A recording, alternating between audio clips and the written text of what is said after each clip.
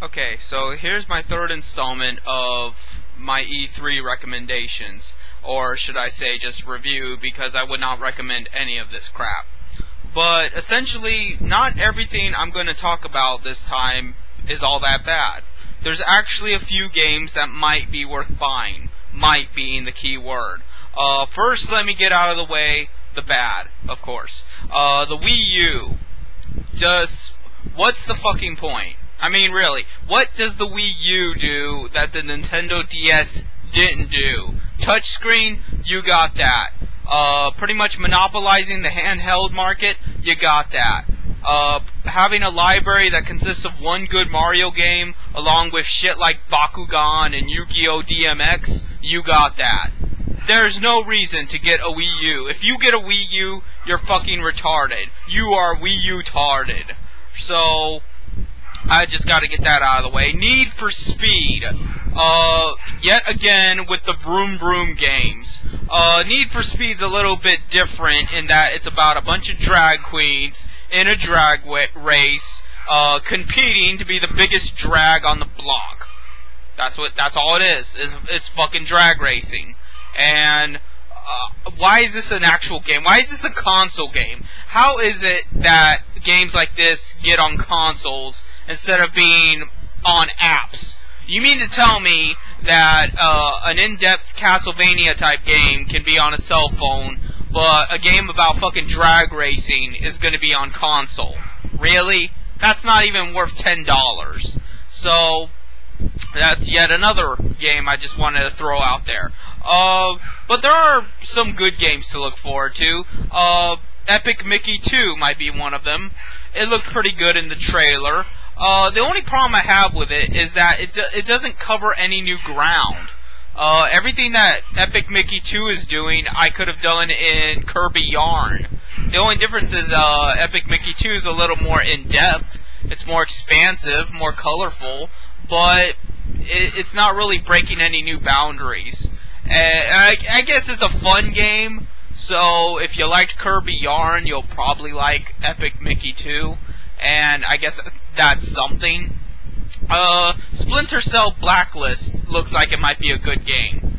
And while I do not like the fact that it's imperialist propaganda and basically excuses the fact that the U.S. military is basically occupying 66% of the entire world, the fact is, it looks like it might be a decent game. It's got some stealth, it's got gunfights, it's got suspense, it's got a decent storyline to get you motivated, the graphics are good, the controls look good, there's really nothing to complain about the game itself. In fact, it kind of reminds me of Metal Gear Solid back when it was on PlayStation 1, before it went full-on weeboo. So, I really have nothing bad to say about that game. If there was any game to look forward to, it would probably be that one. And then there's Watch Dogs. Watch Dogs I'm wary about. Not because of its premise or anything like that, or its gameplay. It looks like it might be a good game. Looks like. Video game developers have a way of hyping shit up and making things up as they go along. They lie. They should be sued for deceptive advertising, as the Fable franchise was built on. If any other institution acted like the video game institution, McDonald's could claim that a Big Mac could cure cancer. So why is there no regulations against video games? So you have to be careful with the bullshit that they claim is in the game. Watch Dogs claims it's going to be about a hacker on steroids. He's gone vigilante, and he's just gonna hack into your phone lines and listen to your conversations. He's gonna fuck with the traffic lights. He's gonna bring down airplanes. He's gonna do all this crazy shit. Anything that's ran on a computer is his bitch. And we shall see how well they keep to that word, where you can have more fun just being this internet hate machine than actually doing the gunfights and the forced storylines and things like that. If it's truly as sandbox as they claim it is, then this will be one of the best games of the year, if not for several years. But if it isn't, which I'm not holding my breath that it is, and it's probably like Fable, where they say it does all this shit and then it really doesn't, then it will be a bust. Because it's neither a big name like Fable was, nor will it be able to keep its promises like, well, Fable didn't keep its promises, but you get what I'm saying. So that's my review for the extra bunch of games that were on E3 today. The fact that there's really nothing to look forward to besides Splinter Cell Blacklist, possibly Watch Dogs, and Epic Mickey 2. So you can't say that I do not have any kind of positivity whatsoever. There are games that I like, and there are games that I give the benefit of the doubt.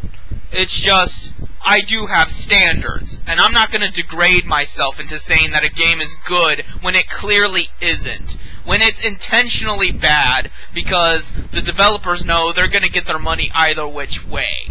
That's what pisses me off. The fact that other people are not willing to challenge these bastards. They're the ones with the money. You should be heavily critical of them. You know, if you had the money, then we should be heavily critical of you.